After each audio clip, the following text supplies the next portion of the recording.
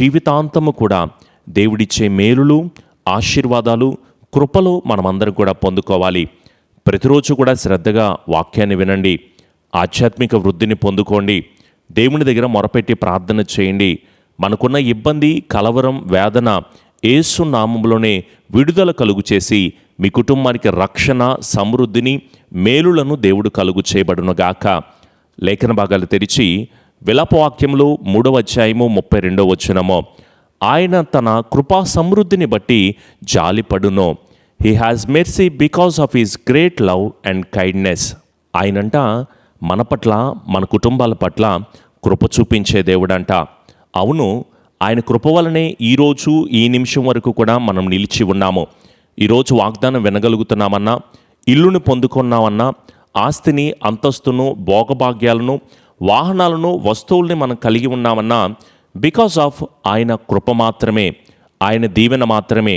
అందుకే పౌలు గారు అంటారు, నీ కృప నాకు చాలును తండ్రి అంటాడు. గత రాత్రి అనేక మంది పడుకుని ఇప్పటికీ కూడా నిద్ర లేవని మనుషులున్నారు, మరణించిన వారిగా ఉన్నారు. సజీవుల సంఖ్యలో ఉంచిన దేవా నీకు వందనాలు. ఆరోగ్యం ఇచ్చినందుకు, ఐశ్వర్యం ఇచ్చినందుకు, ఈ భూమి మీదకి దిగి వచ్చినందుకు, నీ కృపచేత మమ్మల్ని నడిపిస్తున్నందుకు, ప్రతి దానికి కూడా ప్రభువా కేవలము నీ కృప వలనే ఈరోజు నిలిచి ఉన్నామని ఆయనతో మాట్లాడగలుగుతున్నారా? ఎందుకంటే ఆయన్ని మనం అడిగితే ఆయన కృపను మనకిచ్చే దేవుడు.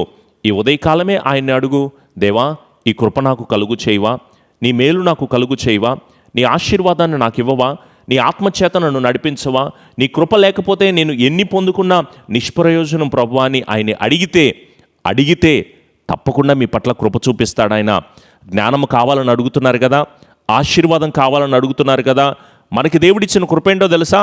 ఆయనని అడుగు, తప్పకుండా అడిగిన దానికంటే, ఊహించిన దానికంటే అధికమైన కృపను దేవుడు నీకు ఇస్తాడు. యాకోబు దేవుణ్ణి గోజాడుతూ అడుగుతున్నాడు, పెనుగులాడుతూ అడుగుతున్నాడు, నన్ను దీవించవా, నన్ను ఆశీర్వదించవా, నీ కృప నాకు కలుగు చేయవంటే యాకోబుని దేవుడు దీవించలేదా? గర్భఫలం కోసం ఎదురు చూస్తూ ఉంటున్నావు కదా, హన్నా పట్ల దేవుడు కృప చూపించాడు. హన్నా దేవుని మందిరంలో కూర్చొని మోకరించి ప్రార్థన చేస్తుంది, తండ్రి నా గర్భాన్ని నింపవా, నీ కృప నాకు కలుగు చేయవా, ఈ అవమానాలు, ఈ నిందలు, ఈ హేళనలు, అనేక రకాలైన మాటలు నేను తట్టుకోలేకపోతున్నా, జయమును నాకు కలుగు చేయవని హన్న అడిగినప్పుడు దేవుడు వారి ప్రార్థనను ఆలకించి తన గర్భాన్ని నింపినట్లుగా చూస్తాం. ఈరోజు జాబ్ కొరకు, వివాహం కొరకు, ఉన్నతమైన స్థితికి వెళ్ళడం కొరకు, నీట్ సీటు కొరకు, కాంపిటేటివ్ ఎగ్జామ్స్ కొరకు ఎంతగానో ఆలోచన చేస్తున్నాం. ఈ కాంపిటేటివ్ వరల్డ్లో మేము ముందుకు సాగలేకపోతున్నాం పాస్టర్ గారు, చదువుకోలేకపోతున్నాం అని అంటున్నావేమో. నీకు జ్ఞానము కొదువుగా ఉంది. ఎవరికైనాను జ్ఞానము కొదువుగా ఉంటే నన్ను అడగండి, నేను నీకు తప్పకుండా అనుగ్రహిస్తాను అని చెప్పట్లేదా? సొలొమోను ఏ పాటివాడు? కానీ దేవుణ్ణి అడుగుతాడు, అయ్యా నీ జ్ఞానము నాకు ఇవ్వవా, నీ తెలివి నాకు ఇవ్వవా, నీ కృప నాకు కలుగు చేయవంటే తన తండ్రి కంటే సొలొమోను చాలా జ్ఞానాన్ని సంపాదించుకున్నాడు, ఉన్నతమైన స్థితిని సంపాదించుకున్నాడు కాదా? మరి ఎదగాలని ఆశ లేదా? దీవించబడాలని ఆశ లేదా? ఉన్నతమైన స్థితిలోకి నేను వెళ్ళాలి అని నీ హృదయంలో ఎప్పుడైతే ఆశ కలిగి దేవుని దగ్గర మొరపెట్టి ప్రార్థన చేస్తావో దేవుడు నిన్ను అంచెలంచెలుగా ఆశీర్వదింపచేస్తాడు. నీ ప్రార్థనలన్నీ కూడా, నీ కోరికలన్నీ కూడా, నీ వాంఛలన్నీ కూడా, నీవు అడుగుతున్న ప్రతిదీ, నీ దుఃఖదినం అన్నిటినీ కూడా మార్చి సంతోషభరితంగా ప్రభువు నిన్ను నడిపించబడునుగాక. ఎస్తేరు అడుగుతుంది, అయ్యా నేను రాణి అవ్వాలని ఆశపడుతున్నాను. చిన్న విషయం కాదు కదా. నీ గోల్, నీ అచీవ్మెంట్, నీ ఆలోచన కూడా చాలా పెద్దగా ఉండేలాగా చూసుకో. ప్రభువా నేను రాణి అవ్వాలని ఆశపడుతున్నాను అంటే దేవుణ్ణి దయ పొందుకుందంట. ఈరోజు మనము ఆయన కృపను బట్టి, ఆయన సమృద్ధిని బట్టి దేవుడు గనక మన మీద కొంత జాలి పడితే మన బ్రతుకు మార్చబడుతుంది, మన స్థితి మార్చబడుతుంది. తండ్రి ఈ బాధ తట్టుకోలేకపోతున్నా, ఈ ఆర్థికపరమైన సమస్యలు తట్టుకోలేకపోతున్నా, ఈ అప్పులు తీర్చుకోలేకపోతున్నాను, నాకున్న కష్టము, నష్టము చాలా భయానకంగా కనపడుతుంది అని ఆయన అడిగితే, నీకున్న వ్యాధులను బట్టి, నీవు పడుతున్న బాధను బట్టి, నీవు అనుభవిస్తున్న సమస్యను బట్టి ప్రభువే నీకున్న ప్రతి వ్యాధులను తీసివేయబడును గాక. రోగ సమస్యలతో బాధపడుతూ దేవుని దగ్గర మొరపెట్టి ప్రార్థన చేయి. నీ కష్టం ఏదైనా, అరికాలు మొదలుకొని నన్నెత్తు వరకు కూడా నీవు అనుభవిస్తున్న అనేక భయంకరమైన పరిస్థితులను బట్టి దేవుని దగ్గరే మోకరిల్లి ప్రార్థన చేయి.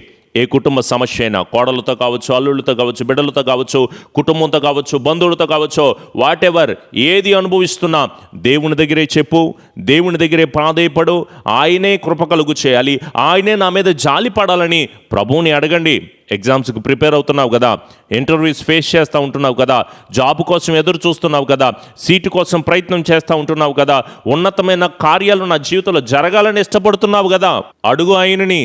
నీ కుటుంబానికి ఏది కావాలో, ఇప్పుడు నీకేది అవసరమో, ఏది ఇస్తే నీవు మేలుకరంగా మార్చబడతావో, ఏమి చేస్తే దీవెనకరంగా మార్చబడతావు అనేది దేవుణ్ణి అడుగు. అర్హత లేకపోయినా పర్లేదు, దేవుడు నీకు అర్హతను కల్పిస్తాడు. దానినే కృప అంటారు కదా. ఆదాము పట్ల దేవుడు చూపిన కృప, నోవాహు పట్ల దేవుడు చూపిన కృప, అబ్రహాము పట్ల దేవుడు చూపిన కృప, రూతు పట్ల, ఎస్తేరు పట్ల, పాపము చేసే స్త్రీల పట్ల, సుంకరి పట్ల, దొంగ పట్ల, తప్పిపోయిన కుమారుడు పట్ల కూడా దేవుడు ఎంతగానో కృప చూపించారండి.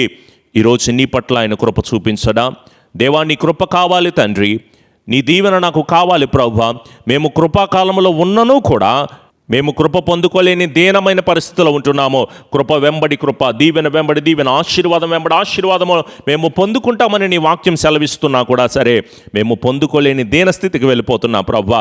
దయచేసి మరొకసారి ఇప్పుడే మోకరిల్లి కన్నీటితో ఆయన్ని అడగడం నేర్చుకో తండ్రి. నీ కృపా సమృద్ధి నాకు కావాలి ప్రభువా, నీ మెర్సీ నాకు కావాలి, నీ లవ్ అండ్ కైండ్నెస్ నాకు కావాలి ప్రభువా. దయచేసి నాకు విడుదల కలుగు చేయవా అని ఆయన అడిగితే నీకేది అవసరమో నీకంటే ఆయనకే బాగా తెలుసు. నీవు పడుతున్న శ్రమ ఆయనకి తెలియదా? నీవు ప్రతిరోజు ఏడుస్తున్న దుఃఖభరితమైన పరిస్థితి ఆయనకి తెలియదు అనుకుంటున్నావా?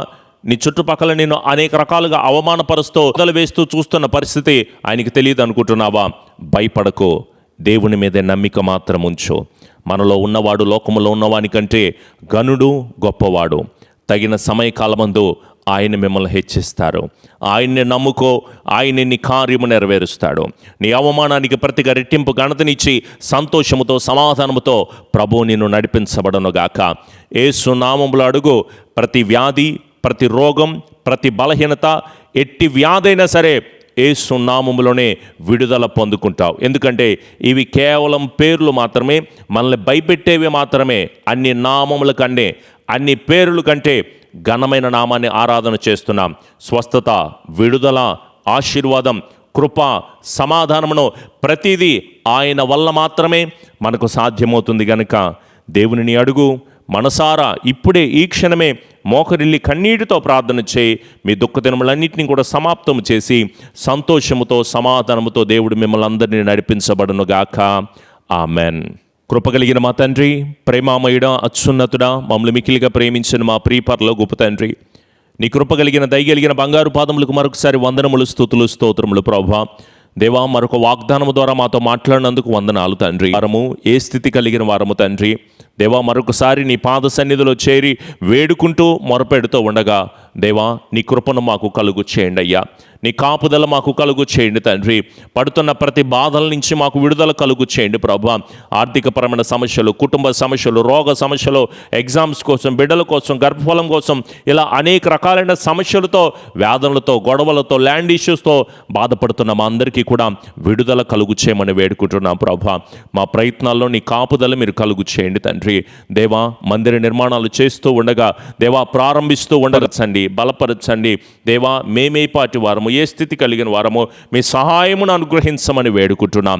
ఎవరిని ప్రేరేపిస్తావో, ఎలా నడిపిస్తావో, ఏ కాపుదల దయచేస్తావో కేవలము నీ కృప వలన మాత్రమే కట్టబడుటకు, ఏర్పాటు చేయబడుటకు నీ సహాయమును మా అందరికీ మీరు అనుగ్రహించండి తండ్రి.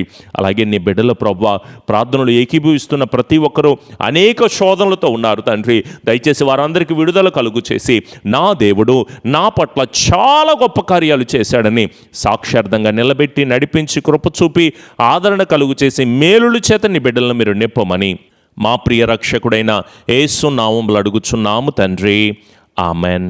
మన తండ్రి అయిన దీవెన, కుమారుని యొక్క కృప, పరిశుద్ధాత్మని యొక్క అన్యోన్య సహవాసపు సన్నిధి ఎల్లకాలము దేవుని ఆత్మ బిడ్డలకు, కుటుంబాలకు తోడై ఉండి నడిపించి స్థిరపరిచి ఆదరణ దయచేయబడునుగాక. ఆమెన్. యేసు రక్తమే జయం, సిలువ రక్తమే జయం. ప్రభు యేసు నామములో సంపూర్ణ జయము, అపవాది క్రియలకు అనంత నాశనమును కలుగునుగాక. ఆమెన్. మీ అందరికీ కూడా ప్రభు పేట ప్రత్యేకమైన వందనాలు. ప్రతిరోజు ఉదయం 6 గంటలకు లైవ్ ఆరాధన వస్తుంది. తప్పకుండా ప్రార్థనలో ఏకీభవించండి. మీ కుటుంబాలన్నిటి గురించి అక్కడ ప్రార్థన చేయడం జరుగుతుంది. అలాగే మీరు కింద పెడుతున్న కామెంట్స్ గురించి, అలాగే మాతో ఫోన్ కాల్ మాట్లాడుతున్న ప్రతి విషయాల గురించి లైవ్ ఆరాధనలో ప్రార్థన చేయడం జరుగుతుంది.